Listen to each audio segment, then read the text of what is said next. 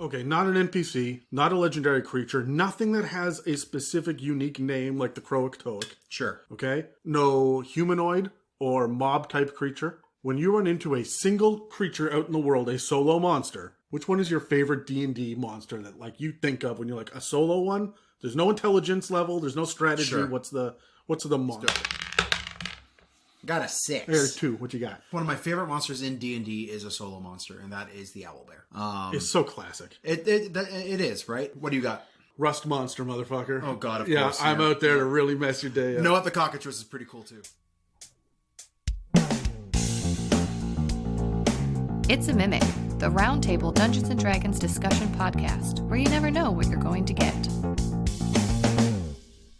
Welcome to an episode that acts as a counterpoint to the conversation of mob mentalities that we've been having for the last few months. We've spent half a year in COVID times reaching out to our friends from around North America so that we could break down the humanoids in Dungeons & Dragons 5th edition that make up the various hordes, mobs, tribes, hosts, armies, houses, cults, packs, and warbands. I'm Dan, and with me today is Adam, and this episode is called Solo Monsters, the very scary, legendary, solitary adversary.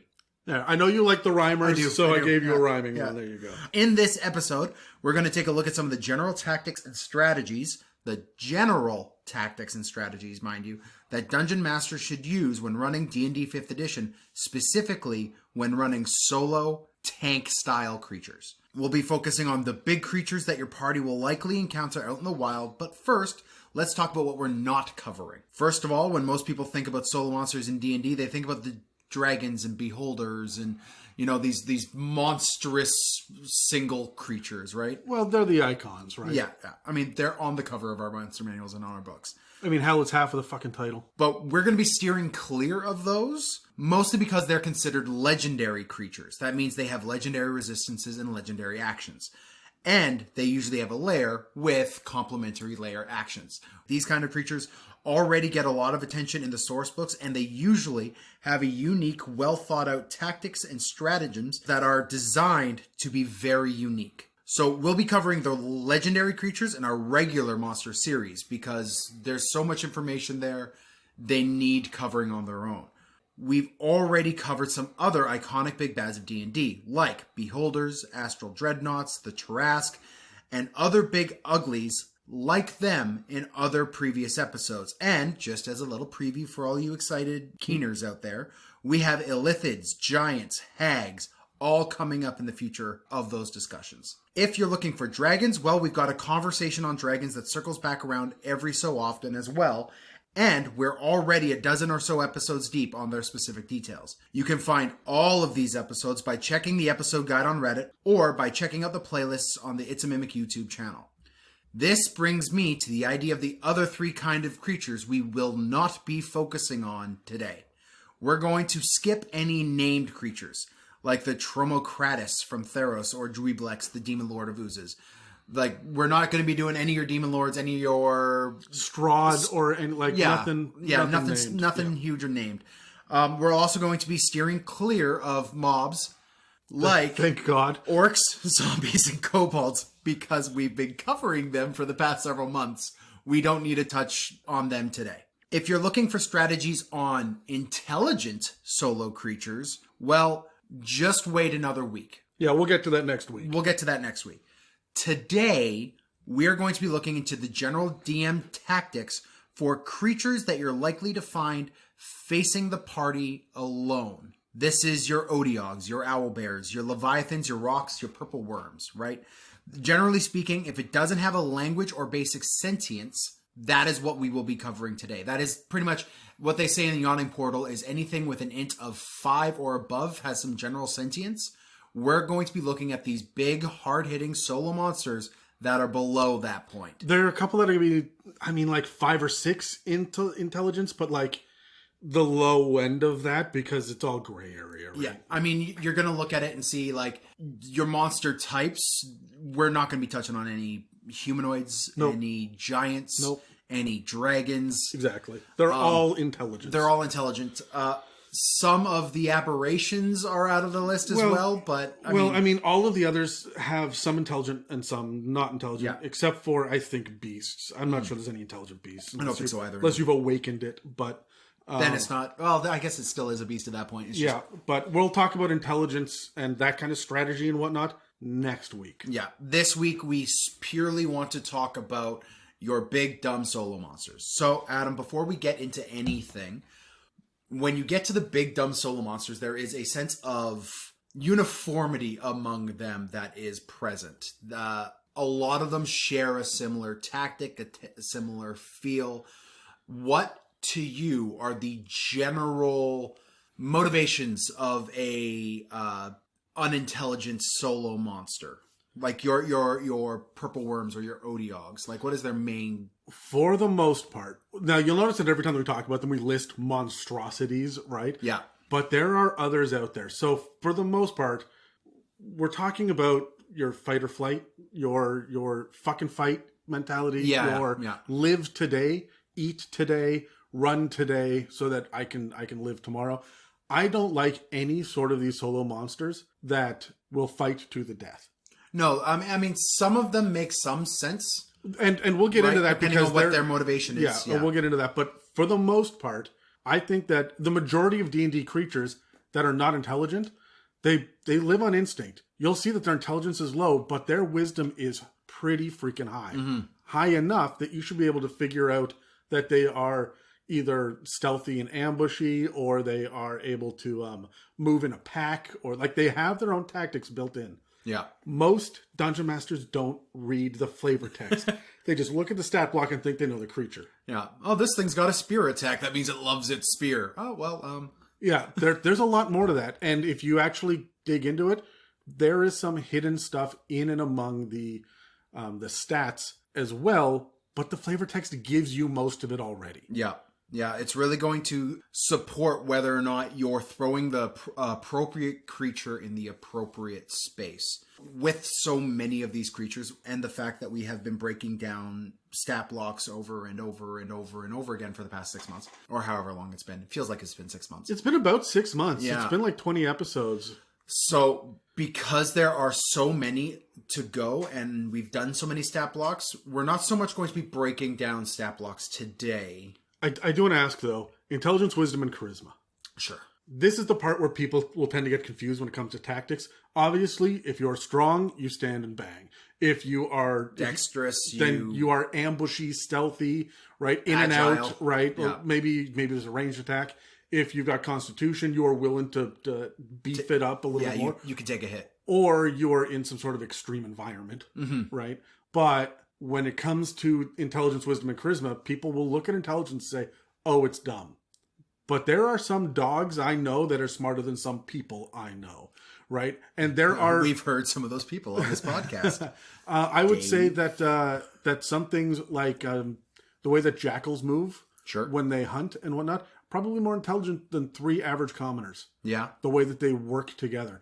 And that tends to rely on wisdom. Charisma is about reading people. Wisdom is about reading a scenario and the environment and the situation. And intelligence is really just how well read you are. Mm-hmm. Do you understand a language? Do you have critical thought? But critical thought is not necessarily what you need when you're running animals that run on instinct and experience. The raptors from Jurassic Park would be the example I would have of high int beasts. Yeah. Because they figured out, if I turned this handle, I could open this door and attack the children in a kitchen. Yeah, but you know what? I'm going to give an octopus really high wisdom and low intelligence, because those guys are like, you can see they will camouflage in, they will ride the back of a fish that's hunting them and stuff. That's not based on how smart they are. That is based on the scenario that's given to them and the safest way to deal with it. I see what you're saying there. I mean, I always just, for octopuses specifically, I like having them as high int creatures just because it fits for me, but they're not going to read a book. Right? Your 6 int, I've played a barbarian with less than 6 int, but your 6 int octopus isn't going to suddenly be swimming around with a top hat and a monocle. No, I think about it like this. Your mice are going to be able to be trained to hit the blue button to get food. They've adapted to the scenario. So it's the wisdom that goes up. Yeah, I'm with you on that. Let's talk about general tactics for these guys real quick, and let's do that with the good old-fashioned rolling of dice. I've got a couple things here that I want to specifically target when talking about a general idea for these lower intelligence, high wisdom possibly, solo monsters. So let's roll the dice, and I want to talk about their motivation for existing. Like, what is their motivation for the fight? I got a natural 20. I got an 18. Hold on. When you say for existing, you don't mean like, well, a mummy baboon and a daddy baboon. No, I mean like... Why did you as a dungeon master put them here in this room? Exactly. Like a meta reason for existing? Okay. For me, it's... You mentioned it with the fight or flight or fuck or flight, right? Like, the motivation of a monster is going to be... Or of a solo creature is going to be its gut or the organs below its gut, right? It is either hungry or horny. It's one of the two. Now, when you're playing that out, if a meal is too difficult, if a conquest is too difficult, they will give up. No, but you're right. Honestly, I would not add the fuck or flight. Not to. I mean, Odiog. Yeah, there's a mental image for you. Don't put that around your dungeon master like your fucking D&D table. But but hunger is a major motivating factor, and you have to remember too that hunger, like, there are predators, but that doesn't mean that they are stupid. Mm-hmm. My number one thing that I look at when it comes to the reason that they are there is the history of the creature type. Like, why am I putting it here? Why is this fight happening? Okay. So, for example, if let's take a stag, so a non-predator. Sure. Right, who is in some sort of, it operates in and among ruins and whatnot.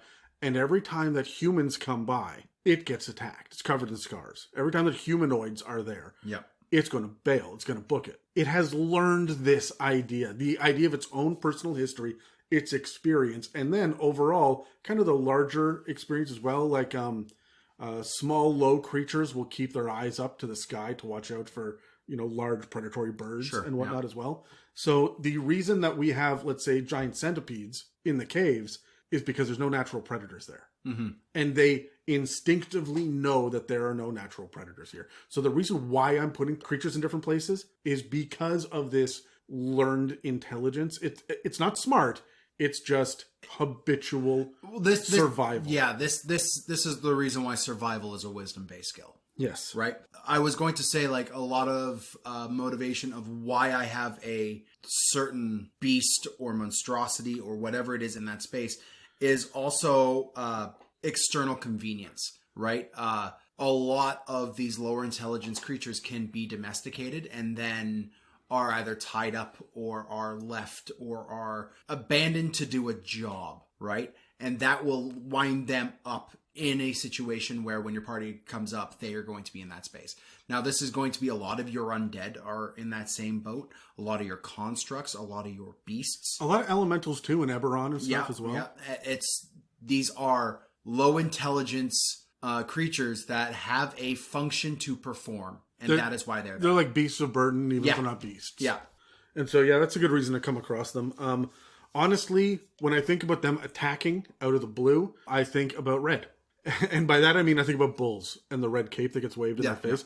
A lot of animals have triggers, right? You think about when you go fishing, the different lures that you use, depending on the kind of fish and the kind of water that you're in. You have some that are shiny and you have some that are dull colored, but pink because it catches light in a certain way. Mm-hmm. You're worried about the speed of the lure moving through the water. Does it bob at the top or does it move onto the surface? Because you're mimicking different bugs and whatnot, but the fish are dumb. They are fucking barely alive. Dumb. Right? And so the idea is that they are just triggered into reacting a certain way. Why don't we do that with monstrosities or oozes? Oh, yeah, hey? Right? Like, we do it with animals, and I mean, I guess you could with plants if it ever came up, but some smart tables I've seen have done that to constructs. We're like, well, we know that it needs this and this because it's stuck on a loop, so if we do this thing, we can get past it. But why not for other creature types as well of low intelligence? Well, I mean, you see with a lot of these professional hunters will know how to lure predators away from a prey that they're looking for, right? Yeah. Or away from whatever it is they're hunting. And when I think of oozes, this is a brilliant idea with the leading them away from the room that they are quote unquote guarding. They're mindless. Even a black pudding, it has some intelligence to it, but it's not that level where you can't just draw it away with food and let it do its thing, and it's not going to come back, right? Yeah. Speaking of that idea of drawing it away, let's talk about this territory thing. Let's roll right now and give 2 little insights about Solo Monsters territory and how to handle that as DMs. Another natural 20. Jeez, I got a 2 in a 19. row. I got an 18 and a 19. I'm going last both times. Yeah, Jesus. this is payback for all of the ones you can roll, and yeah. Sahuagin episodes. So the main motivating factor to a lot of beasts, specifically some monstrosities, and even some of the other aberration level stuff, is going to be the area that they have claimed as their own, whether it's a hunting ground, a birthing ground, a cave that its home is, or where that job that they have is going to take place. Understanding why that beast is there will help the encounter feel more real and make more sense to your players. Finding an Odiog in the middle of the jungle doesn't make sense. Its territory is going to be somewhere dank and wet and full of sewage because it's a walking shit monster. It actually is. That is what it is. I love the Odiog. But you have to be able to place these things properly, and that'll coincide with type and lore about the monster as well. Honestly, when I look at the idea of territorialism and whatnot, there are the really basic ones, like this is the hunting ground, like you said. Mm-hmm. This is a game trail, this is a water supply, or a lot of times people say, this is the nest, and that's it, right? And so they give these kind of general ideas of boundaries, but they don't really think about it in the 4th dimension. They think about it in the first 3. And the 4th dimension is the time of the day and the time of the year. A lot of creatures hunt at night.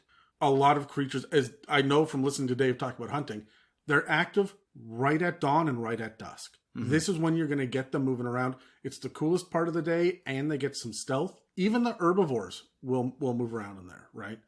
The idea of the time of year, I'm not sure that you're going to get a whole bunch of lizards in the middle of winter. Yeah, that's fair. You're right. You're not going to be fighting snakes unless you've created some sort of snow snake, right? Or whatever it is. Snow snake. So I'm looking at the time as well when they're the most active. This is going to allow my party to have more interesting and unique encounters with them because you're going to come across things that are sleeping or that are hunkered down or that may see you and not want to engage. All right, so you mentioned this 4th dimension, this area of time and this concept of time, and it's kind of a disservice to not have Dave on the podcast because he's our resident hunter. And he knows that if you want to catch those beasts, if you're going bear hunting or deer hunting or whatever it is, you make sure you're at those times to best ambush them, right? Because it's basically what hunting is. I'm going to get a lot of flack for that statement, but I don't care. Anyways, so figuring out whether or not a monster will ambush, how it will engage in combat or initiate or respond. Let's talk about that right now. Let's roll dice. Roll the 10. 11. Okay, finally I get to go first. So when I'm looking at a monster stat block, when I'm going through and I'm trying to find the hints in there about whether or not this thing is a skirmisher or a stealthy fighter or a big tank type creature, I'm looking at its dex. Okay. Dex and stealth, and dark vision. These are the hunting stats that you'll find in the stat block. Okay. And they're going to tell you when and where they're going to be doing this hunting as well. Most ambushers hit from the shadows, unless they've got a camouflage feature, and that does exist sometimes, but not often, right? So most of the time they're fighting from the shadow. And honestly, this is a game of slaying monsters. You're usually in the dark, right? This is not called, bright sunny fields and dragons, right? So you should be doing a lot of this stuff in the dark from the shadows. So when I'm looking at if and when to engage, a bat may be sitting there inside the cave looking out or aware of the thing that's out in the sunlight and not want to engage. It is daylight. But if it was after hours, they will come out. Sure. Right? Yeah. And so it's the dark vision that's going to do that for me. My tiger has that high dex and the pounce. That is an ambush feature. Sure, yeah. But they're not going to stand and bang. They're going to pounce, hit, and then either carry their prey away with a grapple, or they're going to then bound off into the wilderness again, right? Yeah. They're only going to stay and fight if they think they have the upper hand. Well, this leads into what I look at when I look at a stat block and try to figure out how this monster is going to engage. I look at the type of attacks it has. With a lot of the beasts, a lot of the creatures out here, some of them have weapons but for the most part, they're going to be attacking with their natural weapons. You can tell a lot by a creature on whether or not it bites and what kind of claw attacks it has or whatever, if it's a slam or a claw or whatever that is. And what I mean by that is a creature is going to be hyper aggressive if it has a bite attack. A bite attack is an incredibly aggressive level thing. It's something that predators have. Predators have. Your creatures that may not be so aggressive in that sense are going to have just claw attacks. And they or like a charge with horns or antlers, something like that. Yeah, a gouge or something, right? But like they're going to have that, get the fuck away level of attack rather than the I'm going to eat your face. Because fear is a massive motivator for a lot of these guys as well. And they just want to survive. And if you ran from the fight, they'd follow you to make sure you were running for so far, and then they would turn and run away from you. Being able to see what kind of attacks the monster has, that's kind of what I look into when I'm running these guys. Also what the perception is. Yeah, their perception is important. I think that a lot of your prey is going to stand back and freeze. Mm-hmm. They're going to want to not engage, and they'll have to have a good freaking reason to. Yeah. Predators don't necessarily do that, but they will attack when it's right. For example, if there are pack tactics, I will never have any creature of any type that has the pack tactics trait. Solo? Not even solo. If there are fewer of them than there are of the party, they won't do it. They're outnumbered. Mm-hmm. Yeah. Right? So even 3 wolves versus your 4 level 1 adventurers, even if you outclass them by CR, they probably won't do that because they have evolved to rely on this idea of working as a team. So when we're talking about when these guys finally do engage and decide to engage, I want to know how you're picking and choosing, how your monsters are picking and choosing who they're attacking. Let's roll that. All right, I got a 16. I got a 3. Yeah, you're back to normal now. You blew your natural 20s early. Honestly, I'm going to be doing it based on physical description. 9 times out of 10, these creatures will aim for the smallest or weakest. Yep. Or they will be slightly intelligent enough to know to go after the thing that is the biggest threat. If you have the bard, the rogue, and the monk standing there in plain clothes, and the barbarian smashing a hammer against a shield, they're going to go after that barbarian if they're aggressive enough. Yeah, that's fair. But a lot of times, if you have those exact same 4 kind of class types walking through like a hallway, they'll pick off the bard or the rogue or the monk first. There's a reason why bards have a reputation for being a bit of a, Well, wizards too. Like these things, when you're walking along in slippers, they're going to pick you off. Even if that is a bad idea, don't do that to a monk. And you as a DM know that, but they're still going to target a monk before they target 2 fighters and a barbarian, right? Yeah. Or the guy who's blowing fire out of his hands.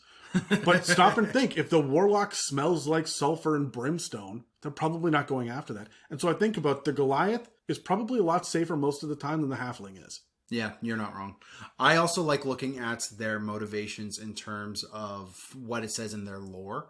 Because a lot of monsters like hoarding their shiny objects, right? Yeah. Even the dumb ones do. Odiogs. Crows.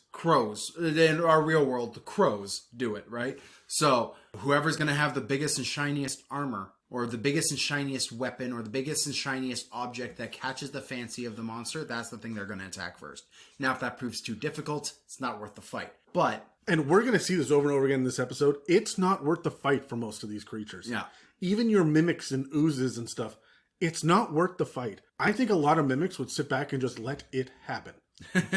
Right? Like, I am a CR2 creature, and that guy just shat out a meteor strike. I'm going to sit still. Mm-hmm.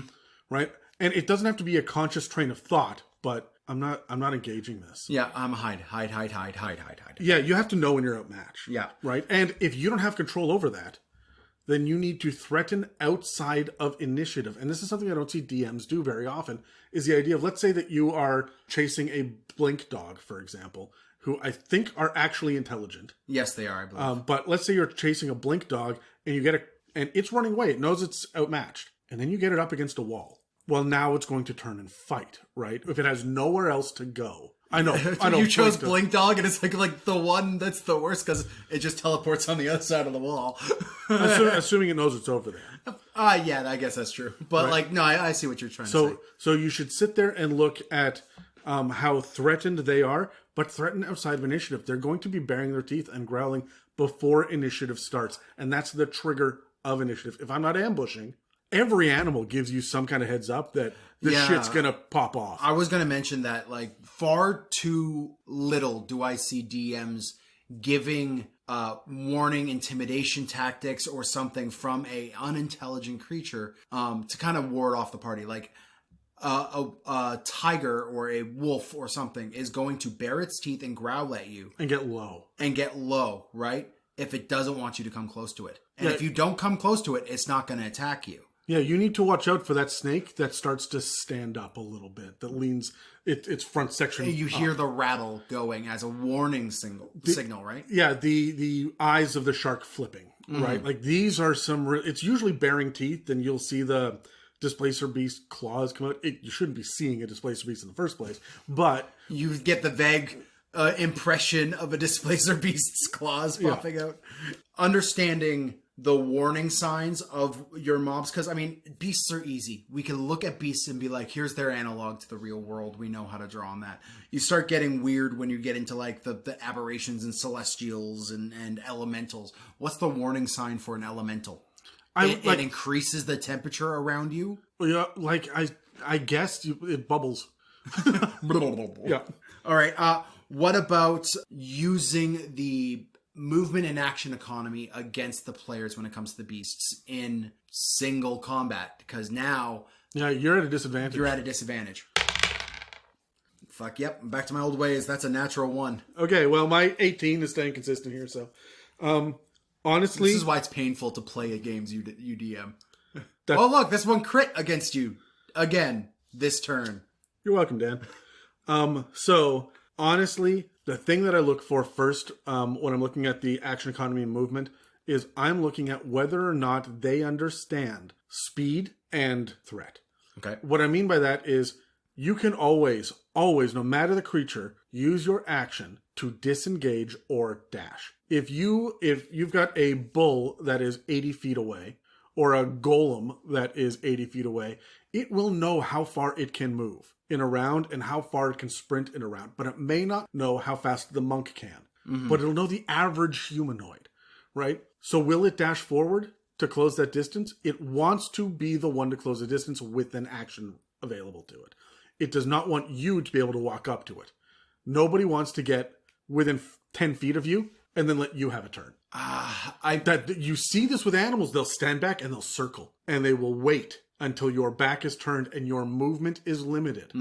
And then they will attack. Yeah, I get what you're saying with that. Like, you don't see a whole lot of hawks just hovering around about a foot off the ground. No, you're right. They're going to strike when they feel like they have the advantage, which they will have the disadvantage because of their attacks of opportunity. So they're going to do their best, if they are incredibly aggressive, to separate the party out so that they gain the advantage in action economy. And you don't have to be smart to divide and conquer. No. Like, you can see baboons do it, right? Where they will sit on the outskirts and they will try to get you to take 3 steps this way and then get between you and your allies, right? To separate you, to get you further away. Or they will sit there and wait to strike. This is the ambusher again, right? That being said, and I know it's an optional rule that is at most tables, but not all, because it is an optional rule. Most beasts and unintelligent creatures don't intrinsically know the idea of flanking. No, and as a matter of fact, I would have, unless they have pack tactics, they don't get it. Yeah, no, I'm with you. I would say that the flanking makes a lot of sense for pack tactics, but at that point, it's redundant. And I think the pack tactics takes over that idea. But most of them don't have the intelligence level to be able to disengage either. A lot will. You think cats, right? They will back up slowly and keep their eyes on you. But if you attack a rabbit, it will just turn and run. Yep. And that you will get to hit it as it goes away. So be aware of that as well. When will they disengage? When will they back up? Yeah, when will they retreat out of it? I'm with you on that one. The other thing I want to impress is, because a lot of these beasts, you'll be attacking them in their home territory. If they are that heavily territorial creature, they know the area around, they know the lay of the land better than your party does, and they will use that to their advantage. Even a wolf will understand that the ground over there is soft and I shouldn't be going over there. However, if I could get on the other side of that soft ground, I will know that I can, maybe slow that one of them down, right? Like they will use the environment to their advantage. To make that point even more abundant, you get different kinds of speeds. Climb, burrow, fly, swim. Swimming, yeah. This will be their preferred method for retreating. Yeah, okay. Right? This is the special thing that they can do. If there is a chimpanzee that feels threatened, or a squirrel, it goes up a tree. If you threaten an alligator, it will go into the water. If you threaten a crow, it won't just bounce away. It will eventually take flight, no matter how much you threaten to run the fucker over. So, Jesus, Dan. So there are these different kind of ideals around the idea of retreating as well that you can find in the stat block, but it's not stated anywhere. No. So stopping to think about the construct that can roll up a wall and across a ceiling because it's got, rollers that can dig into the surfaces, then it's going to do that. Bullshit, fantasy, yeah. Sure, but why not? Let it do its thing. It is going to try to do that. Let it get away with its unique movement. It will rely on that. That is a natural advantage that it has. And it will assume that the squishy bipeds over there don't have it. Hello, podcast people. Podcast people? We're recording. Yes, but it makes them sound like pod. We're recording. You're recording. Fuck. Hello, podcast people. We've got a couple of things going on that you might not know about, and so we thought we'd cut away to a little reminder.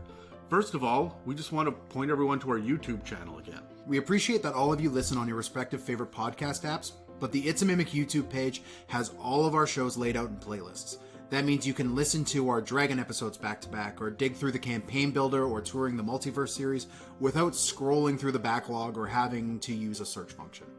New episodes get uploaded within a week of airing on Spotify or Apple Podcasts or whatever, but the whole backlog is up there. Even the episodes we're embarrassed about. Yeah, fuck, those early cold opens were sloppy. Yeah. And delicious. The other thing we want to mention... Hey, Dan, what? You know what else is sloppy but delicious? Whatever you're going to say next is just going to get cut, so... Well, the other thing we want to mention is our sneaky little store that lives an unassuming little life on our website. There are stickers, magnets, phone cases, notebooks... cups, water bottles, coffee mugs, and travel mugs. Wait, I could have a mug? I'm tired of your ugly mug already, man. I want a mug. We even have masks in a variety of sizes because we're socially conscious people. The current designs are for the It's a Mimic mic and the Deep Dark Irradiance logo, but we'll be updating the store as time goes on. How big are the mugs? I don't know. There's a standard one and a tall one.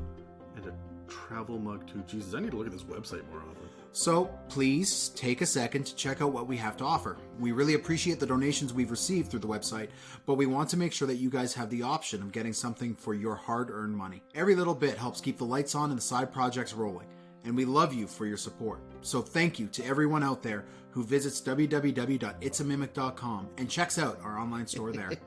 Hey, there's even a little pin with the logo on it. And don't forget to check out the YouTube channel for perusing the older episodes.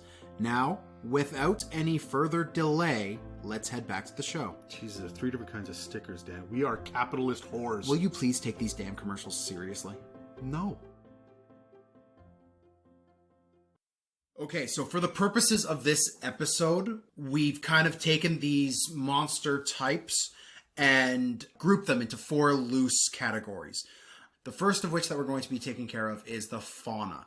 That is your beasts, of course, your monstrosities, and for the sake of our conversation, the 2 celestials that apply to this from Theros. They are technically sentient mounts that operate as beasts, even though they have an intelligence of 6 and can understand the celestial language, but they will still operate as beasts.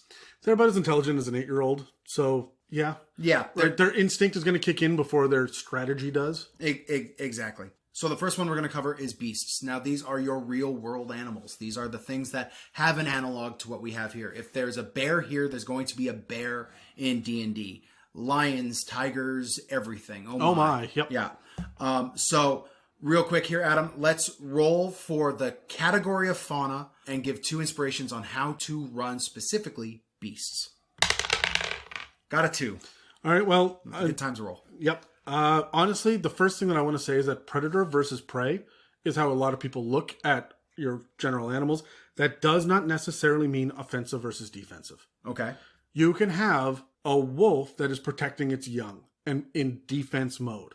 You can also have a bull or a ram that is very hyper aggressive. Yeah, yeah. So just because it looks like it is a herbivore or it is an omnivore, or you're sitting there looking at how it eats or where the eyes are on its head or how sharp the teeth are, whatever it is that you're looking for to give you that indicator, that's not the whole story.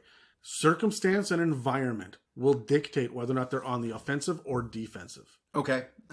For me, I mean, we did mention it very briefly earlier, but this idea of territorialism when it comes to beasts, when it comes to these guys, and these warning aggressive signs, even if they are prey, there is going to be some sort of aggressive action. They're not going to have a poker face. No, they're going to tell you, hey, keep your distance or I'll fuck you up, right? And I see what we see in like moths and poison dart frogs and things like that put out this grand display as a warning of, hey, I will fuck you up, or as a distraction to I'm giving you the impression that I'll fuck you up, even though I'm made of dust and wind. Yeah. Like a moth. So understanding that when it comes to your beast will help you play realistic beasts. And the other thing to keep in mind as well is that we said before, they're not going to fight to the death. No. But a predator, I'm thinking you take a panther, for example, or a jaguar, will hit, slash at you, and then fuck off into the bushes. Mm-hmm. And then stalk you from the bushes and be an issue an hour and a half later. They will come back and hit over and over. Man, I have been dive bombed by crows and seagulls. Mm-hmm. And they will go up there and they will hover and they will wait until they get the next opportunity. They're not going to wait 6 seconds and attack again. They're not on the same initiative clock that everyone else is. You're going to fuck with your players by saying, yep, they get out of range and they're gone. And now they're back, right? Yeah, I like that. And so you have them harassed and harried by these predatory or defensive because of territorial reasons. Yeah. Creatures, these beasts that are out there. So it's going to add an extra layer. I have seen parties get more frustrated with tigers than with mimics. Yeah, so have I. I also want to bring up the idea of tigers as well, because hunger motivates a beast better than most other motivations, right? So if a tiger takes down the wizard, they will run. They're not going to wait until the rest of the party is dead. They will grab their kill and leave to eat in peace. And that is going to be a fairly common tactic amongst beasts because they're just in it for the food. They're just in it for the meal, right? So if they can secure one human, I mean, they're eating well tonight, right? Yep. So they ain't fighting to the death. They're fighting to the one of you gets unconscious and then they're dragging you out.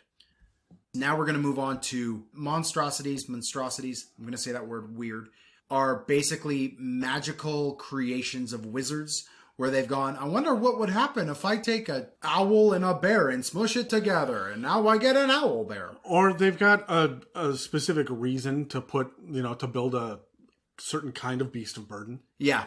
Now, some of them are sentient. No, there are a lot of sentient monstrosities. As a Yeah. matter of fact, over half of them are. Yeah. But there is such a wealth of them that there are so many, it warrants to discuss it. Because for every Otyugh out there, there's a Kraken as well, right? So Yeah.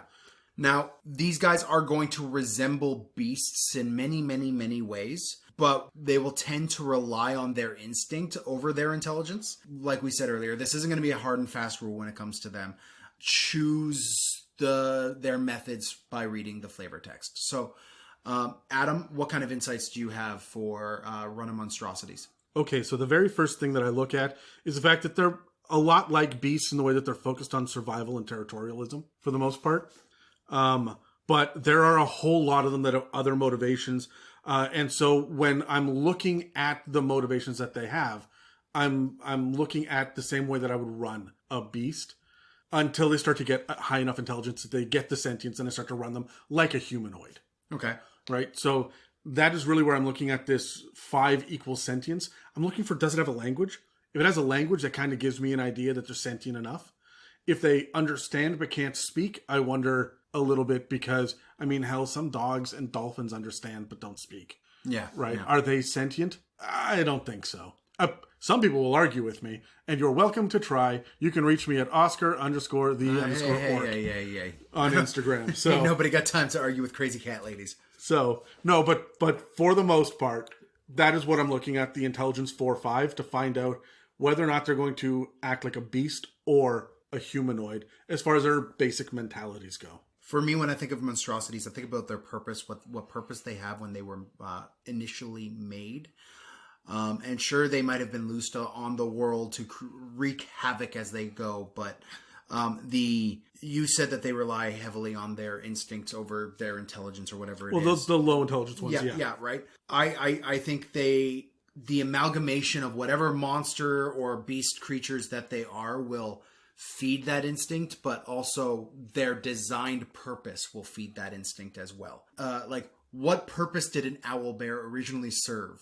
Yeah, or a fucking manticore. Yeah. Like, a lot of the times they're built to be weird guards. Yeah. And then they got out into the world, whether they were set out to cause havoc, or they just escaped, or the wizard died and they were forgotten about. Exactly. Right? But apparently there was enough of them to procreate.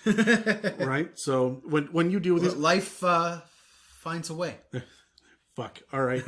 So, honestly, you're right. I look at them the same way. But let's take the manticore, for example. It has a few different aspects. It's got a lion's head. It's got bat wings. It's got a big stinger tail, right, with a bunch of things that it can shoot. So I'm thinking it's got kind of a scorpion, maybe with the porcupine quills. Sure, yeah. Right? Yeah. It's got bat. It's got the idea of this fierce lion. And I know that these are intelligent creatures and they can speak. But I'm looking at the amalgamation almost like it's a Venn diagram. And what do lions, bats, porcupine, and scorpions have in common? I don't know. I'm like, did you prep that, Adam? Because no. I'm dying to know what those 4 different types of animal have in common? Nothing. But you know what? 3 of them are mammals. And lions pounce, bats fly, and scorpions tend to have kind of a pouncing maneuver to them. So I'm going to be attacking from the top, from the trees. In a very pouncing like thing, like a flyby attack almost. Exactly. And so I'm thinking about that. They've got poison, so they're going to do a flyby. They're going to hit and sit back and let the poison do some damage for a while. Yeah. Right? And so this is where I start to look at the idea of what do these different animal parts have in common together? Or what's that one unique thing that they rely on, like poison? Or the fact the Hydra has how many freaking heads? Yeah. Right? And they've got to be able to use that to their advantage. If you see a Hydra with one head, it has lived such an easy life. There's been not a bad thing that's happened to it. Such a young and unspoiled and fresh. Yeah, you know Hydra. what? You have just seen a Apatosaurus with sharp teeth walking through the woods. Oh, what the shit is that? You kill it, and then blop, 2 heads, right? Yeah. And so it's going to be able to... A Hydra, for example, can take damage and turn around and turn it into an advantage. Mm-hmm. So it will stand and fight. Yeah. Whereas something like a wyvern won't. It stings and flies. Yeah. Right? This is the kind of thing that I'm looking for in my monstrosities. It's not just about what their unique attack is, but what do they rely on from a physicality standpoint? We can take the parallels from animals and beasts. Sure. Let's move on to celestials here. Now, almost all of the celestials we see are intelligent creatures. As a creature subtype, celestials tend to focus heavily on morality, right? Like that is what they exist for, is to be that light to a demon's dark. They have a lot of bigger picture level reasonings, and so their motivations can be a bit weird even for the less than sentient creatures there. They're also, by the way, in constant battle with fiends. The celestial life isn't playing a harp on a cloud in, living your little peaceful heaven utopian existence. There are some up in Mount Celestia that are doing that, but if they're on the material plane, yeah, no, they're here for a reason. They're here for a reason. They're warrior caste, even if they're like a unicorn. Yeah, right. Now they, as we mentioned, if they're here on the material plane, that means they all come from somewhere else, which is, in this example, the upper planes, which, by the way, is not just Mount Celestia. It's not just the lawful good plane. They're going to be coming from the lawful good plane. And, there's Elysium and the Happy Hunting Grounds, and there's a lot. There's a lot there. Now, they also have a variety of very specific lore. So covering them with kind of general statements is a bit difficult. But we can assert that they are immortal unless they are killed on a plane of existence that they originate from, which we know from all fiends, all celestials are going to follow that rule as well. And we know that they are there to fight, quote unquote, their version of the good fight. Their version of morality, even though they're from the good alignment, might not line up with your lawful good paladin. Yes. Right? Yeah. Honestly, when I'm running a Celestial with a low intelligence, which again is not very often, I'm looking specifically at these two mounts. I think there's a winged bull and a winged lion or something. I can't remember off the top of my head, but they're going to focus on protection and retreat. They are not there to smite. No. Right? Vengeance and apathy from these guys are going to send a strong message. Sure, you kill their owner, they will come at you. Yeah. Right? If they get threatened enough, they will charge, attack, and then pull back again. They're trying to dissuade you from moving forward this way. So when you try to get their on their good graces later, and they don't give it to you, well, you done fucked up. Yeah, right? they'll remember. They will remember. They are smart enough. Yeah. These things are, like I say, like they're going to be as smart as an 8-year-old. They're not going to be happy with you. If you were to piss off an 8-year-old, you pay for it for the next 3 days. Oh, you're not wrong.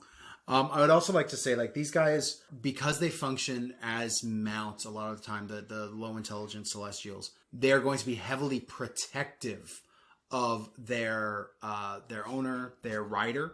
And if their rider falls, not only are they going to attack you, but they're going to try to get you away so that they can gather and leave. Well, so much of the celestial standpoint is based on healing and health and life. Yeah. So if their rider's just incapacitated for whatever reason, they're going to get away. And they would know intrinsically that is what they need to do. Yeah. The other thing too is that when they attack, they're not going to mince words on this. They're not coming in with a little pop. No, they're not This subtle. is vicious and relentless until you fuck off. Either because they're going to kill you or you will retreat and they will come back to their master, to their owner, right? Yeah. Now, because of their lawful good alignment and the fact that they will align with a party's goals sometimes. Well, remember, they're not necessarily lawful good. They're just good. Yes, because they're good. Yes, their goals can align with a party very well. So I do see these guys being kind of easy to sway onto your side if you can convince them you're fighting the same fight. I look at this because they will understand that the armies of the Nine Hells and the Abyss far outnumber them, and any ally they could get is welcome, right? And even your base dumbass sort of angel bull thing with wings is going to understand that concept. Yeah. Normally a mount would not. Yeah. But these mounts would. Yeah. The next category we're going to burst into here is the flora. Honestly, this is the most undersupported category in all of 5th edition, as we've said many times before, but it goes deeper than you might realize because it's not just about the plants, it's also about the oozes. So let's talk about the oozes because they're going to be the highlight here. Sure. More often than not. Oozes, they're barely alive in that general sense. They're just amorphous gatherings of goop. Yeah. Right? But they do have intent. They do have what can be conceived as a goal. They come in a variety of colors, and that tends to be how they're categorized. But the gray one does the gray one does the thing. The black one does the thing. The yellow, or let's be special and say ochre one does a thing, right? So some have that base form of sentience, but some can get smart, like the Oblex, which can get hyper intelligent and malicious. And, it's like wizard smart. Yeah. But outside of that, even the Oblex kind of leads in this direction. Their main concern is propagating. I don't want to say procreating. They just kind of cell structure divide, right? So propagating and consuming. Yeah, it's not eating, it's consumption. Yeah. Now, the only ooze off the top of my head that does not do that is a slithering tracker. It's there to assassinate. Yes. But it's got an intelligence level as well, so we'll set that aside for this conversation. So let's grab our dice when we're talking about flora and everything and talk about some inspirations for oozes. A natural 1. And a 19. You know what, Dan? I'm a man of extremes, Adam. There we go. You are extremely infuriating, that's for sure. Okay, so the very first thing that I look at for oozes is they've got this really cool mechanic about squeezing through tight, like 1-inch spaces. Yeah. Why would you ever come up on an ooze hanging out in a hallway? No, it's going to come through the cracks in the floor at you. Absolutely. You should think about the idea that most of them ambush, and a lot of the times you see that they will drip or drop onto people, which is a lot of fun, but I like the idea of the room slowly filling with gelatinous cube. Right? You are trapped in the closet, and it just is. You are consumed. Like, it is... Everything is suddenly difficult terrain, and you are burning as it gets higher and higher and higher. You're sitting there hacking away at it. The idea of this special movement is not only going to be how they're going to engage, but also how they're going to retreat as well. Yeah. Because they do need to propagate. They do need to consume. And again, if you hack off enough of them, short of... Which one is it that divides when you hack at it? I think that's the green slime. Is it green slime? No, green slime. That's the black pudding, I believe. I think the ochre jelly does. You know what? It doesn't matter. A couple of them sit there and divide. As you hit them with slasher weapons, they divide. But when there are fewer than, let's say, 2/3 of the hit points left, honestly, I feel like they're going to start thinking about retreat. Yeah. They know that they have been hacked down. All of the good, all of the rats and mushrooms and algae that they have consumed up until this point is now gone. All that hard work has been destroyed. And they need to get big enough to be able to split to make more of them, because Dweeblex needs to take over every realm. Yes. And that is their sole purpose, is to propagate and expand and consume. The one thing I like about them as well is because a lot of the oozes are like int dash, like they are so dumb. They have their main goal and that's it, right? Laser lock focus towards that one goal. These things are not going to disengage. No, they're not going to disengage from combat, but they're also incredibly useful as traps. Oh yeah, these are environmental hazards. Right? And I mean, we see that with the, I believe it's a kobold that is the only reason why we have a green slime stat. Because they throw, I think it's the kobold alchemist Inventor has the green slime in a jar that he throws, right? That's a ooze. It's a pudding character. So like, they are going to be used as traps. You've used this. It's so funny. You're thinking about it from 3.5 perspective. I did some digging into oozes. Green slimes are not creatures that don't have stats in 5th edition. Mm. Green slimes are traps in the DMG. Yeah. That is where you find the green slime shit. But you have used gelatinous cubes to great effect as traps. Oh, black puddings too. I love oozes as environmental issues. And that's the thing about flora. Plants are like that too. Yeah. Speaking of plants, there are going to be two kinds of plants. I mean, everybody, you're listening to a podcast, you understand what a plant is. But there are two kinds of plants you're going to be fighting in D&D. They're going to be the chemical waste plant. No, wrong kind of plants. They're going plant to be your feet. No, they're going to be the plants. Robert Plant. No. Okay. They're going to be the plants that grow out of the grounds, and you're going to fight them where they are rooted. Which, I mean, again, those don't need any sort of introductions. But the ones that are going to be a problem are going to be the awakened or sentient plants, which are, I mean, sentient and don't need to be covered here. Yeah, we'll talk about them next week. Right. Honestly, these guys attack indiscriminately, just like oozes do. They're not going to pick out one target from the next. If you are close enough, they're going to hit you. Yeah. Right? They are opportunistic. You have come to them. Even if it's like the what are the spores, the gas spores, right, that kind of sit there and float and can move a little bit. You have to get within their range for them to attack. So they are very much ambushers. Mm-hmm. They want you to come close. Yeah. I also view them a lot as, because of this, they are not just ambushers, they're guards, right? If you have a wizard's tower, there is no reason why they don't have... A druid's conclave. Or even a druid's conclave is better for this, but have like assassin vines wrapped around their entire thing that they know the word to get by without the attack, right? And of course, it's going to be in druidic, which they can't teach you.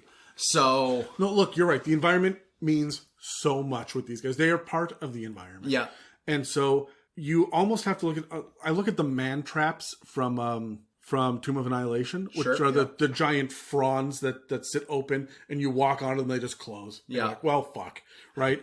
when are you ever like, oh, there's a giant plant in front of you? Everyone's just going to walk around it, right? So you have to build your environment very carefully, very specifically.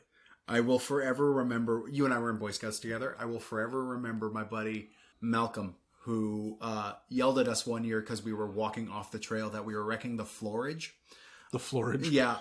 But the man trap to me has always been one of those things where I'm like, as an adventurer, as a thinking human being, why do you look at, that's a star-shaped open petal monster there that is... I'm a fuck it. No. Well, but that's what the bard's thinking. Yes. But like, I'm a walk right through the middle of it. Well, and that's why you have to set it up so that there's a field of these things or a narrow passage or at the edge of a cliff. Yeah. Like, you really need to work with the environment. Dense enough fog will help you with this. Oh, yes. Please, friends, use your foggy woods environments when you're dealing with... And it's the same thing for oozes. I mean, you don't see an ooze in an open field, right? No. Honestly, the last thing that I have to say about plants and oozes as well is there should be evidence of the victims left behind. Because if they are going to digest a paladin, they're then going to spit out the armor. Yeah. So when you see plants with armor and weapons around it, you go, oh shit, that's something that I should... Hey, you know what? There's a skeleton that's just dripping and has a magical sword in his hand that glows. But it's also going to draw your players in, and that, my friend, is how you lay a trap with a plant or an ooze. Yeah, I was about to say, there are two types of players in this game. There are those who run towards the magic items dripping next to a skeleton. We call that Dan. And there are the ones who stand back and wait and be like, guys, no. Oh, damn it. Fireball. Well, and that's Megan, but there's also the Dave kind which says, hey, Dan, you should go get that. Yeah, I guess that's true. Yeah. All right. Speaking of Dave and Megan and them, we are moving on from the mob coverage that we've had over the past 6 months, and we called on everybody to kind of chip in to all of this and really dig deep into trying their best to talk up a monster stat block to a microphone, and they did a killer job, and I thank them so much for it. We've said thank you to them dozens of times, so the thing I really want to pull out here is... Oh, God. This... Tuck it back away. No. These mob episodes have given me such an appreciation for how these stat blocks are written and how they are detailed out, especially in the lore side. There have been dozens of people on Instagram, on Reddit, on our emails who send us little messages on Podbean, sending us little messages saying, hey, what do you guys think about this use of this monster? And guys, we love that level of shit. Please keep reaching out to us. Talk to us about the insights that you have pulled out from listening to these episodes. Yeah, it makes a world of difference to us to know that that you guys are sitting there listening to the shit that we're spewing. And when you hit us with this stuff, you become part of the conversation. And that's what we want. So you can reach out to us on Instagram, Facebook, or at r/itsamimic on Reddit. We're also available through the email, as Dan said, at info@itsamimic.com. There are always mailbag questions that we're sitting on, waiting to hit the next round of. We've been in weird COVID times, so we haven't been doing it the normal way, but it's coming back with the regular ones. So keep sending us these questions. If you get a piece of inspiration, let us know, and we can add it to the mailbag if you have a further question about that as well. And remember, if you are throwing up comments on Podbean or YouTube, we see those. But if you're doing it in one of the apps or you're leaving an Apple review or something, we can't see those. Still give us Apple reviews. Oh, they yes, help get the podcast out there, but the best way to reach us if you want to talk to us directly is through social media. Yeah. So in previous editions, Adam, any creature that came from outside of the material plane was called an outsider. These days, with the exception of a couple odd outliers, most of our extraplanar creatures are celestials, which we've already covered and will cover more in depth in later episodes, aberrations, elementals, fae, and fiends. Each is wildly different from the others, so let's dig into the motivations and tactics of these guys here. All right, which one first? We're going to do aberrations first, because they're my favorite of that list. Okay. Aberrations, some are intelligent, but you got to remember their intelligence is not what we recognize as intelligence. They have a aberrant way of thinking, which is why they're called aberrations. In fact, most have radical motivations based on eating, survival, invasion, procreation. Everything. Yeah. It's not so much about procreating on the material plane anymore. Yeah. Right? They are sitting there invading a lot of the time, especially the more intelligent ones. But the idea that even the low intelligent ones are coming in to get a foothold. Yeah, I mean, you see mind flayers are like literally landing on spaceships. Or crash landing on spaceships, depending on where you're reading it. And that's just weird and erratic. And a lot of aberrations are going to follow that trend. The insanity is part of what makes them unique. And they almost all exclusively come from the far realms. Unless you get into some of the other campaign settings. Yeah. Adam, let's grab our dice. Let's talk about our tips for running these guys. Finally, I get to go first. I got a 17. Friends, I love Call of Cthulhu. And whenever I go to aberrations, I am thinking as outworldly, elder god evil as I can with them. Now, I mean, read the stat blocks, read the lore, do that. But when it comes to these guys, they are not going to behave in any way that is recognizable. They're going to act in patterns outside of what would be normal with a beast or celestial, right? Anything vaguely humanoid isn't going to translate well in motivations to an aberration. So their goals are going to be completely alien to us. And that's really what they are. They're aliens. Yeah, and they've got a lot of psychic shit too, Yeah. right? When you look at Lovecraft in particular, he's not afraid to get weird with it, right? No. And you shouldn't either. Like that's my big thing is get fucking weird with it. I mean, you got Zorn, you got Mind Flayers, you got these guys that are just like walking. Are Zorn aberrations? No, Zorn are elementals, which bothers me, but They used to be outsiders, yeah. So one of the things that I really look at is what happens when mortals, when humans and halflings and even dwarves come into contact with these things and are not immediately devoured. Yeah. And the answer to that, my friend, almost always, according to Lovecraft, is you get a cult. Yep. And we often think cult of the dragon. That's the big one, right? Or cult of the kraken. Whatever the warlock says, cult of the, right? But there is no freaking reason why you cannot have cult of the star spawn, right? Yeah. Cult of the, even the weirder little aberrations that are just bizarre, fucking strange creatures. Even when it comes to like the Neogi, for example, like what's the Ixchikikikiki ones? I don't even know. They're from Out of the Abyss, and they're giant freaking manta ray looking evil things. Sure, okay. So there are all sorts of weird freaking things that should have a cult attached to them. Cult of the Chul, cult of the Aboleth. We should be doing this shit, right? Mm-hmm. That's something that I want to see more of, because when you just have common peasants, they're going to bow down to the first thing that just shows up and pretends to be a harvest god. I just want to see the cult of the Aboleth just have like 3 little eyes that they tattoo along their forehead. They don't tattoo, like, if you get hit with Aboleth slime, you get eyes. Oh yeah, I know, but their cults, like, ritualistically will tattoo the 3 eyes along their forehead. I love Aboleth. We don't see enough Aboleths in the world. But the other thing about them that I really focus on as well is most of them, because they do not have a home base. They don't have a territory. They will carve out a lair, but they stick to the shadows, to underground, to wet, dank, dark places.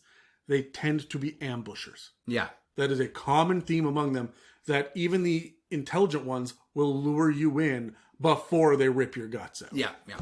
Next, because we mentioned the Zorn, how they swapped from being outsiders to elementals, I want to talk about elementals. Now, elementals are all forces of nature and the elements. They're fairly self-explanatory there. They're usually chaotic, vengeful, or territorial, depending on their motivations there. Yeah, depending on the cut of them. There's a lot of different kinds of elementals. Yeah, and they operate almost exclusively on instinct, right? Like, they are loosed in an area and they just go, right? They usually also come from the elemental planes. Like, when a wizard summons them, they're pulling one from the elemental planes. That's why they tend to be grumpy. They're getting pulled out of their home. When I'm running an elemental, I think consume. Almost with all of them, I think about consumption. Fire elemental is wanting to feed the flames. An earth elemental is trying to gather as much toward it as it can. An air elemental is... It's funny, I don't think of it as consume so much as fill this space with my element. Yes, yeah. I mean, yes, that's kind of what I was going with it. So their motivations almost exclusively are going to be in my games, how to create more of my element. Yeah, and not more elementals, because we don't really have a whole lot given us about how they procreate. No. But how do I get more of my element around me? How does my element become the dominant element in this area? That is something to remember, is like you have the Princes of the Apocalypse storyline, which is the rehashing of the elemental evils. Yeah. The elemental planes of air, fire, earth, and water hate each other and are in a constant war. You have to know that when you run your elementals, because a earth elemental and a fire elemental aren't going to play friendly on a battlefield. No, they absolutely are not. Yeah. And as a matter of fact, putting a water versus a fire is a good way to extinguish one of them. Yeah. Right? So the thing that I think about is, honestly, they will not give chase. They are going to stick to that territory. When you walk into that forest that has been burned to the ground and it's just charred, and you can see 5 or 6 fire elementals over there doing that, they are not going to chase you over the land and across the road. And they're not going to do that. They are going to burn whatever's in what they've deemed as their territory. They're kind of MMO level like monsters. You have to aggro them. You get close enough to them, you'll aggro them. And yeah. And that's a real problem when you get to the Elder elementals, the Elder Tempest and the Leviathan and the Phoenix and stuff. Yeah, because Leviathan's territory is anywhere the ocean touches. Yeah. Can it get wet? I also like running these things with the fact that they're often brought in with a wizard's goal in mind, and they're probably resentful of that. A fire elemental wants to do nothing but just happily burn on the elemental plane of fire. A water elemental just wants to exist in the elemental plane of water. Getting pulled out of their home is going to disrupt them, is going to piss them off. And when I play with them, they're going to be targeting spellcasters. I always think of it as when you pull them into the material plane, they suddenly become, if they had a corporeal body like I do, they would suddenly be incredibly itchy all over. Everything stinks. They're staring into bright light. There's a loud, high-pitched whine that's going on. They're a little bit nauseous because they're here. Nothing makes sense. They're not from their plane. And now people are poking at them. It's like me coming out to work on a Monday after a weekend bender. Yeah, exactly. These guys are hungover rage monsters, right? Yeah. Now, okay, that's not really fair, but I do look at them as if they are going to be aggressive if you cross them. Mm-hmm. Also, if you don't cross them, they don't give a fuck. They really don't, because a lot of the times, if you're not the reason they're there, they don't care. Yeah, if you are in the wizard's tower with that is, the furnace is fueled by a fire elemental, they're not going to leave the furnace to attack you should you walk into the furnace room. No, you open up the furnace, start digging around in the coals, and now you've got to deal with a fire element. Yeah. The last thing is, though, that I look at them and I don't see them as being fight to the death kind of creatures. But I do see them as retreating back into their element. Okay. To heal up and fight another day. These things are still living creatures that do exist, just kind of beyond our concept of why they exist. We don't know where the fuck elementals came from. They just do. They just are. It just is. See, I would disagree. I play almost all my elementals to fight to the death. However, if there is a source of their element around them when they die, they will come back in that element. See, I don't give them that. If you're sitting there fighting Mephits or Fire Myrmidon or whatever it is, and they will be near the element because they're always tied to the environment. Mm. And then when they get damaged enough, they will retreat back into it and no longer be a threat. But the next people that walk through this room are going to have to deal with that shit again. That's fair. They almost haunt their element. But if they dissipate, I don't have them come back. I don't make you fight a new one every single time. If you come back to this room later, it's going to come back with not full hit points. Cool. Also in this outsider realm are the Fae, and we have gushed about the Fae multiple times. I'm gushing right now. We love the Fae, and the kind of bonkers nutso craziness they can bring to a campaign. They're all almost exclusively all sentient creatures. There are some exceptions, of course, but they are all chaotic and strange in their sensibilities. They have this weird blue and orange morality that we've mentioned. rather than the good and evil level morality. And, Look, we dive into the Fae in our Feywild episode. Yeah. And we'll touch more on them again later. Yeah. And they all come from the Feywild. Yeah. Because of course they do. So when I'm running these guys, I embrace the weird. I embrace the impulse. The Fae are creatures of impulse. That is what I want now, doesn't mean that is what I want the next turn. Right? And they may want a button from you, or they may want to kill you because you are sullying that beautiful shirt. And they'll take the shirt off your back in that regard. But the next turn will be like, oh no, it's too dirty now. I'm going to go after the cleric. Right? Like they're going to bounce around. And to be honest, they are selfish. They are incredibly inwardly focused in that regard. They are all about their pleasure. They get the barest hints that a fight's outside of their capabilities, they will run. For the most part, I mean, you have sprites. I mean, they are good. They're not going to sit there and kill you over a button. That's true. And they are also a little bit militant. They will sit there and have their own motivations for sticking out a battle and whatnot. Yeah. But again, these are intelligent creatures. The non-intelligent ones are very selfish and very weird. Mm-hmm. And one of the things that I look into, just to kind of extrapolate on yours, I want to dig into the alien nature of them. Yeah. They need to feel alien and threatening and whimsical all at the same time. That whimsy needs to threaten to turn like a storm. Mm-hmm. But your player should always be laughing with the sprites and the pixies, but also giving each other the side eye like, holy shit, what are they going to do next? They are unpredictability embodied. Yeah, these satyrs that are having this wonderful bonfire that are feeding us and whatnot, this is great, but someone said goat orgy, so... Right? But I agree with you. They're never going to engage unless they have the upper hand. Yeah. Fae will fly. They will run. And they will get out of the way, and they will remember. Oh, for eternity. Yeah. That's the thing about a lot of them. Time works weird in the Feywild, and you have to remember that when you're playing your Fae. Honestly, if you run into Fae when I'm DMing, you're in for an impossible task. This is going to be hard. You do not want to run into them because they have rules that you don't understand. For example, if you sit down at a table without washing your ankles first, then they technically get to own your second-born daughter. But you will never fucking know that unless you have done a whole bunch of research on them in world ahead of time. Yeah. And most players don't do that. So just avoid the Fae. Yeah, but at the same time, you could be free of all of your obligations to them should you pick your nose with the one finger and flick the booger at them and hit them square on the forehead. Yeah, that's a great cultural hilarity for them because, most Fae don't have boogers. So this is fantastic, yeah, right? Right. And so even the unintelligent versions of the Fae will have very simplistic ideas like that. So instead of petting the dog, that's the Fae hound from Eberron, instead of petting it, you need to sing to it. Yeah.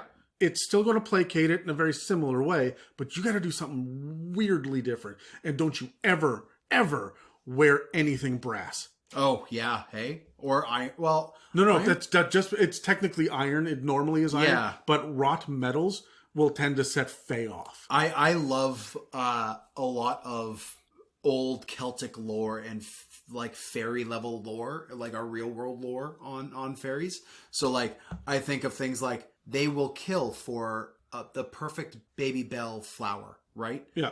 And that child is so innocent that we own that child now. That child's ours. And why do you have a problem with this? Mm-hmm. It's coming to live with the Fae. It'll live forever. You guys like immortality, right? You're always chasing it. Here, we're going to give you a weird evil doppelganger. You still get to raise something. Yeah. And children are a problem to deal with in the first place. So here, you have one of our problems. We'll take one of yours. It just will occasionally eat the neighborhood cat. Anyways, speaking about things that'll eat the neighborhood cat, fiends. Okay. That was a weird segue, but yeah. let's go with it, Dan.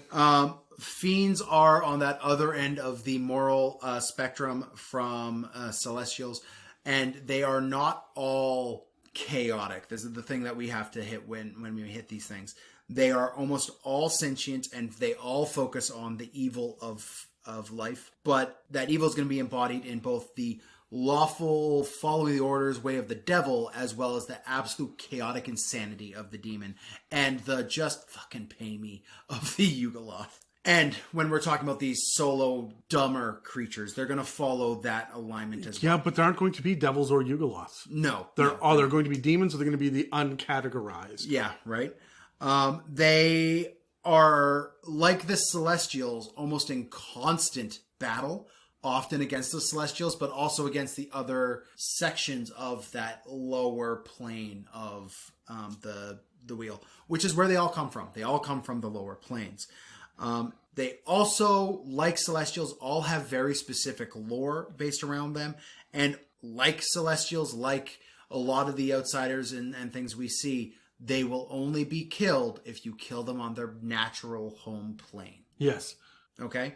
So, understanding your motivation when you are running a fiend is by far the most important thing, but you have to remember it's not just the motivation, it's the mode of the motivation for these guys.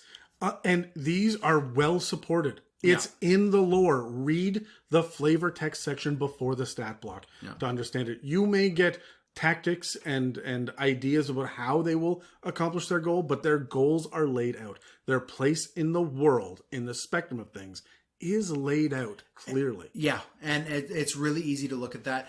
When you're looking at these less intelligent versions of the Fiend, a lot of them have their job that is clearly laid out, and you can chase after that. But your players are going to know that as well, so find kind of otherworldly ways for them to accomplish their goals that are going to be beyond what your players will naturally expect, and that's going to keep them fresh and lively.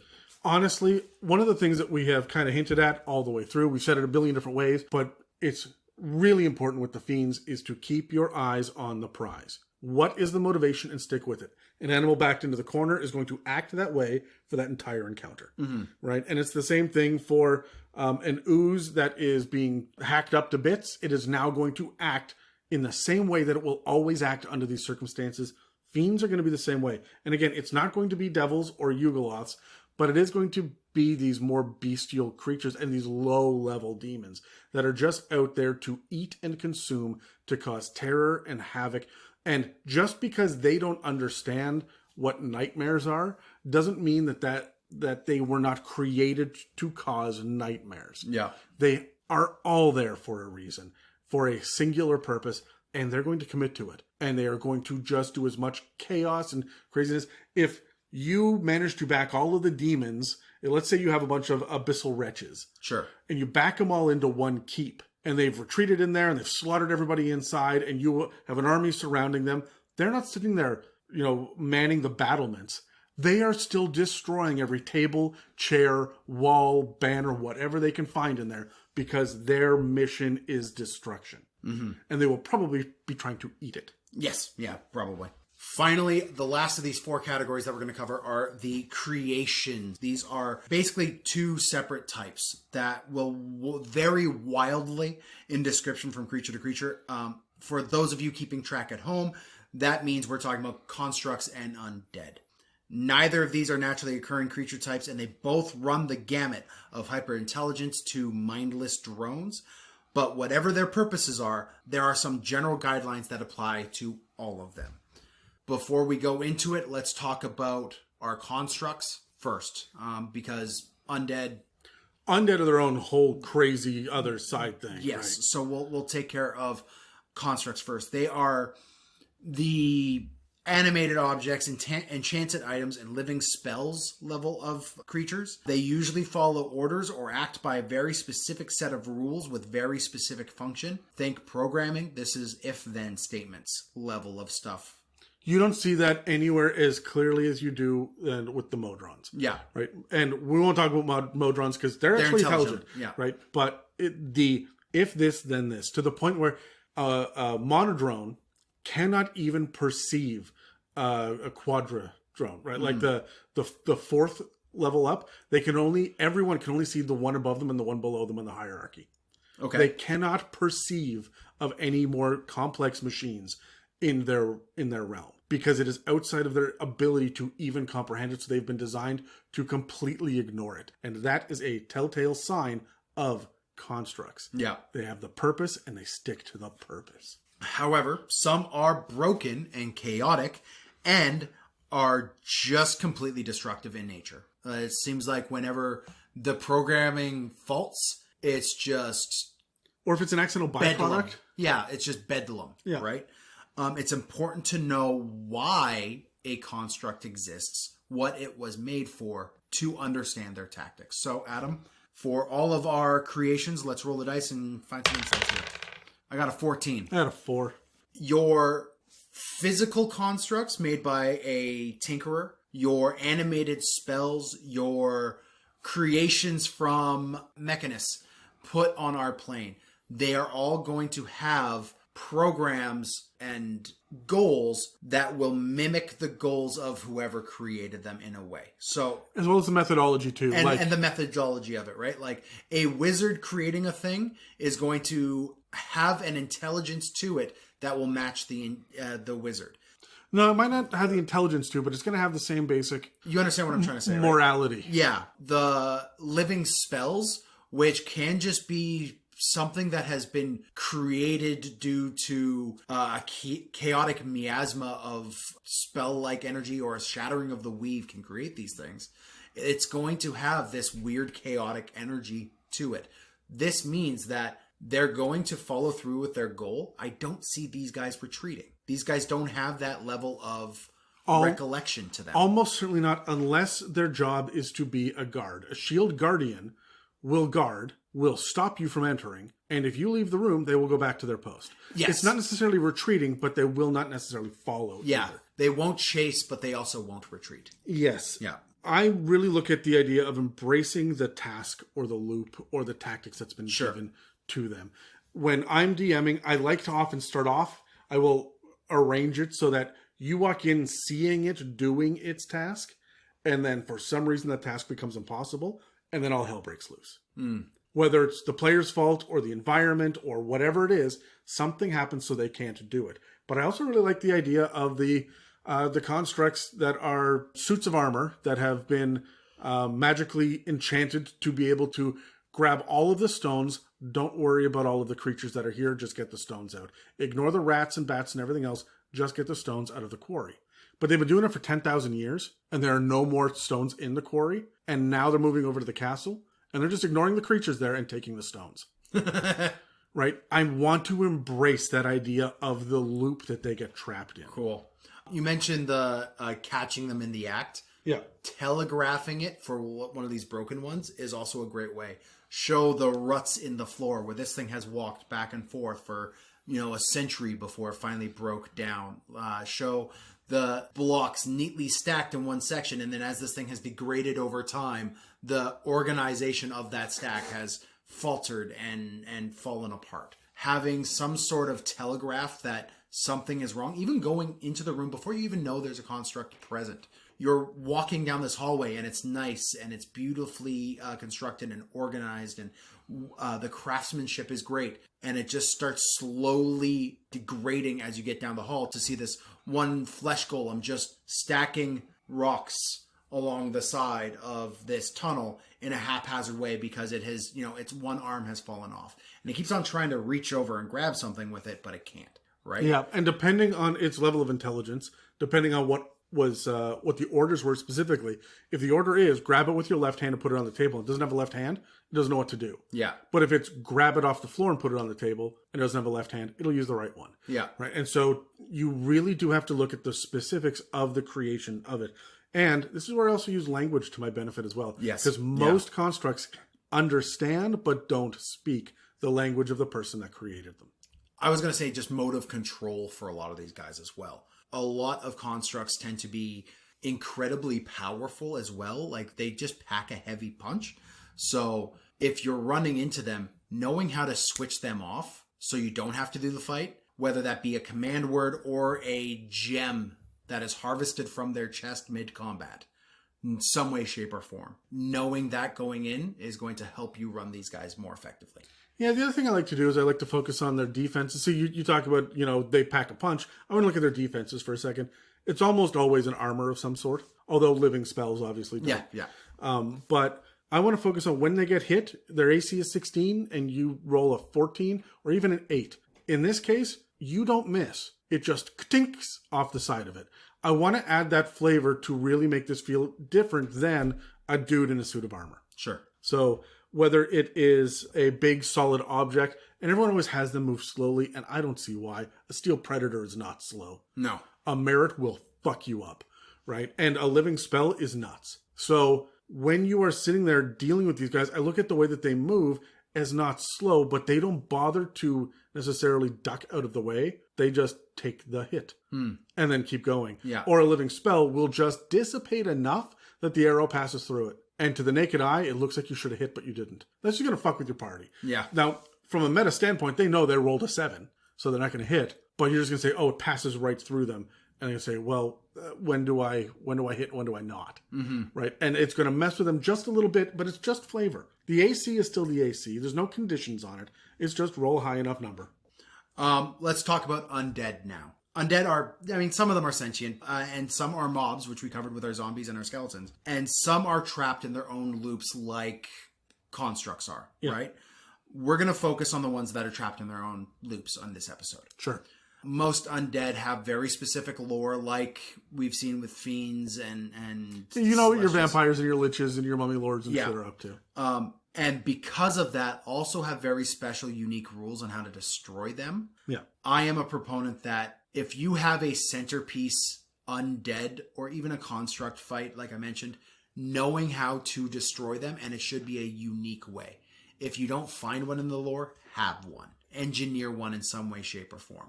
This harkens back to like the supernatural fan of me, where it's like, okay, well, we're dealing with ghosts. Well, let's make sure everything's covered in a ring of salt, right?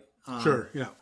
The thing is, they don't like life. They have for whatever reason, they have zero respect for the idea of life and want to destroy it. Okay. That usually comes from their creator. Yes. And it usually gives you the idea of their purpose and why they're doing the thing that they're doing. Now, again, I don't want to talk about anything with an intelligence. I just want to talk about these ones that are stuck on loops. And so you often get this with the zombies and skeletons, which we've spoken about at length. But there are other kinds of undead as well that are super low level, that are going to just go through the same kind of motions over and over again. A crawling claw does what a crawling claw does because it was enchanted to do this thing. Yes. It does not have its own motivations. It's doing its own unique thing. The thing I would add on to that is almost all undead have in their back of their power source, the magic that pulls them forward is going to be from Orcus. Having, if that motivation is hard to find, if the creation was just a great evil happen in an area and thus the unhallowed aspect of that has pulled the undead up, well, they're going to have that hatred to life from Orcus, right? So invoking the name of Orcus is going to potentially help you with some mindless undead. Oh, I agree. But I would say that out to, I don't want every player to get used to that. Yeah. To every time they run into a zombie, like, oh, Orcus sent us. Right. And then the zombie is expected to walk away. I've got to have a cultish reason for it. Yes. There has to be a text or a script or a rune that's on their chest. Yes, yeah. It's more than just saying, hey, bud, we're with Orcus. Can we just get in? Like, we're fine, right? Yeah. No, that's not how that works. So the other thing that I look at for undead to make them feel a lot different than other basic constructs is I look at their mode of movement. Sure. Whether or not they clatter or stomp or shuffle or just float and pass through objects and whatnot, this gives me kind of an idea on their level of intelligence. If it's kind of at that level, the 4 to 6 range of how smart are they really? Are they sentient? Does a ghost know what a ghost used to know? Sometimes they do, but only little bits, right? There's a lot of gray area with undead. I honestly look to the way that they move, and it gives me an idea of whether or not they pass through walls or open doors. How does this loop affect them? If there used to be a door here, but now it's an archway, do they still stop and mime opening up a doorknob and walking through because that's what they did in their old life? Or do they just float through the wall? Or will a wall being there stop them? Right? And this kind of gives me the idea of this is the difference between a vampire and a vampire spawn. Okay. Right? Or a phantasm and a shadow. right? Where I'm getting these different kind of feelings from a revenant and a zombie. One will open the door, one will not, right? And their movement, just from a thematic standpoint, is going to give them such a unique flavor from creature to creature to creature with the undead themselves. And I mean, these guys don't retreat. No, 100% they don't. Unless they're smart. The smart ones will, even a ghost will scream in your face and then turn invisible and disappear, right? They're not gone, they're just resting for a little while. They're going to come back and fuck with you tonight, right? But a zombie, a skeleton, they're doing their thing. If you interrupt them, or if you get within their radar and they come at you, and we talked about that in their episodes, right? They're going to continue to fight, damage. There's no talking this out. No. There's no, even like you'd be able to maybe shush and calm down an animal with a decent enough animal handling check. It does not matter with the construct. With any one of these creations, with the undead constructs, it's not going to matter with an elemental. You're not talking it down. Unless it is smart enough to have that level the dumb ones are not going to be able to be talked down. No, they have a purpose. And that purpose is usually that loop or that territory that they are in charge of. I would encourage everybody who does play with these constructs and these creation level monsters to also pay heavy mind to how they were created as well, like the actual method of their creation, whether it was because of an unhallowed area or, the traditional Frankenstein mad doctor experiment created this thing, and play into that with the monster heavily. Have it featured, have it focused. If you're going to have undead, have an altar or have like disturbed graves. If you're going to have a flesh golem, you got your mad scientist lab. Yeah. If you're going to have the iron golem, you've got a forge. Yeah. Right? Like you're saying, work the environment into yes, this. Yeah. And that is going to really breathe a lot of life into just what can end up, because these guys are so robotic, your combat can end up feeling very one note. No, man. When you have a monster like these who might feel that way, even some beasts feel in this regard as well, use your environment to really build the flavor and the uniqueness in the combats. Yeah, and it's something that we have said, again, almost every time. I mean, not so much for Fiends or the Celestials, but for the most part, the environment is going to be a huge factor on keeping these to steal from the campaign builder, to keep these dynamic encounters going, right? Because you are going to end up fighting water elementals for more than one encounter. If you're fighting one, you'll fight another one later. Yeah. Right? And it's going to be the same for undead. When you're talking about the low intelligence level creatures, you might only fight one lich because they're high intelligence, right? Or one dragon, but you may fight the zombie and then another zombie and then another zombie, right? You may be fighting, you're in wildcat country. Mm-hmm. You fought a tiger last week, you will fight a tiger again later if you roll it on a random encounter table, right? And a lot of this stuff is random encounter tables as well.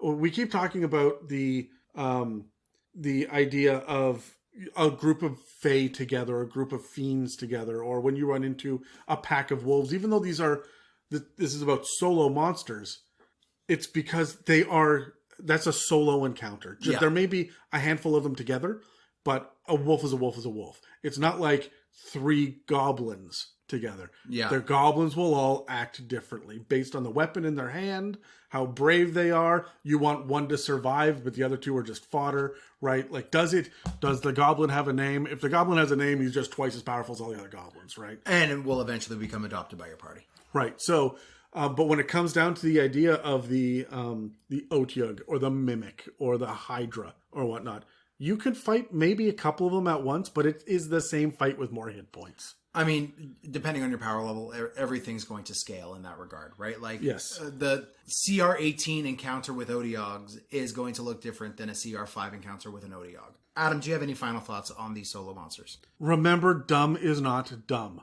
Dumb means instinct. Low intelligence means high instinct. There's a reason these creatures have survived and not gone the way of the dodo bird or the passenger pigeon. They have a survival instinct, and you've got to be aware of it, and you've got to play into it. Mm-hmm. And a lot of them still know how to read you. If you see low intelligence, high charisma, they're reading your body language, or they are able to understand whistles and can be trained maybe.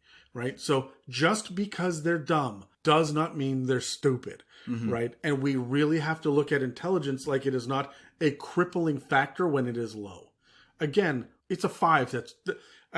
We said earlier it's from Tales of the Yawning Portal because they have sentient objects, Yeah. right? And with an intelligence of 5. Anything below that is not considered sentient.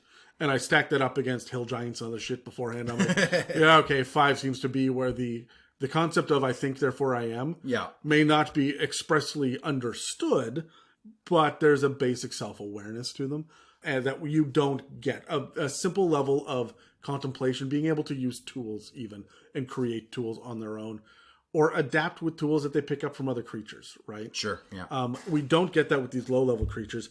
And I just really want to stress that idea that there are still tactics involved.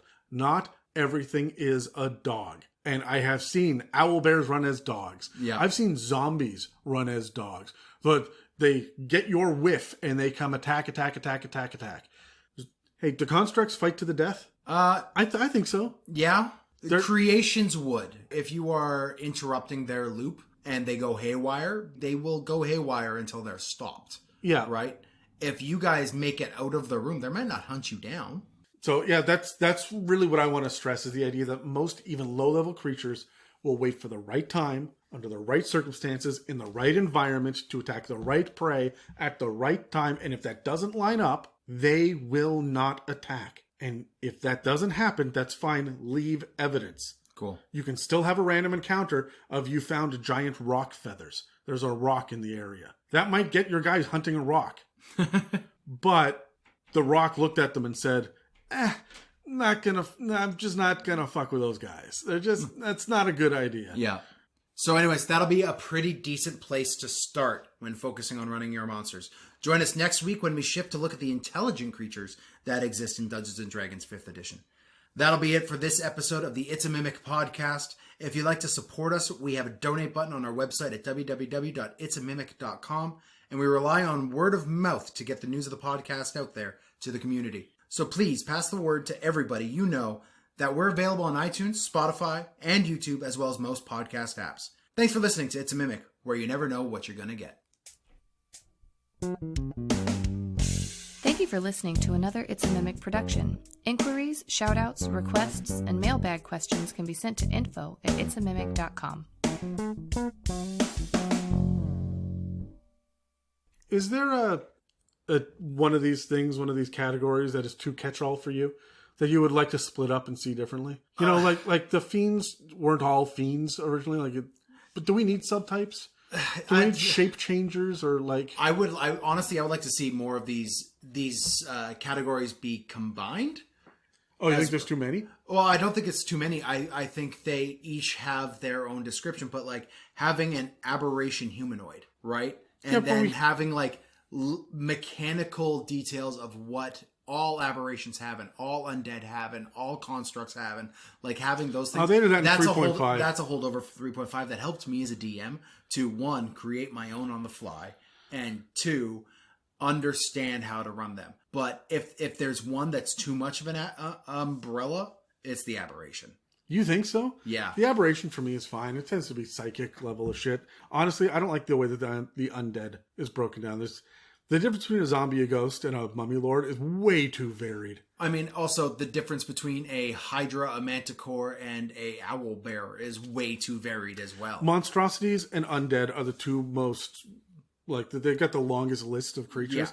Yeah. And I really feel like monstrous humanoid versus monstrous beast could have been two different ones. Sure, yeah. Or, well, that was 3.5 as well. Yeah, and you know, corporeal and incorporeal undead would be ways to split it. But now we're going to end up with 25 different freaking I get types. it. This is nice and easy to understand. It's the fifth ed simplicity of it, right? Yeah. So I don't know. I could make an argument either way. I really don't think we need to fuck around with constructs. I don't think we need to fuck around with plants, fae, or oozes. They are what they are, and I'm happy with that.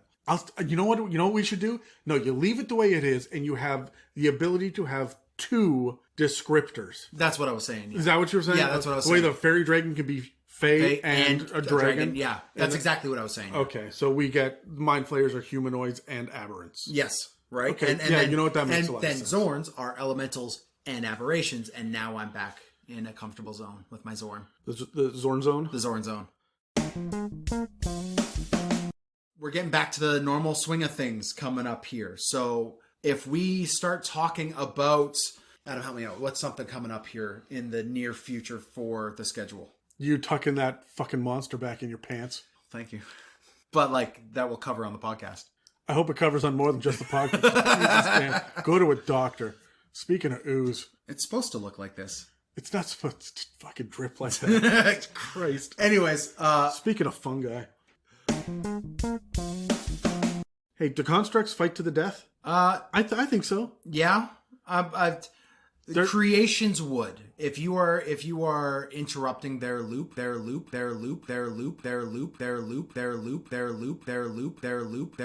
they will go haywire until they're stopped. Thank you for listening to an It's a Mimic production. Okay, you're done. Get it.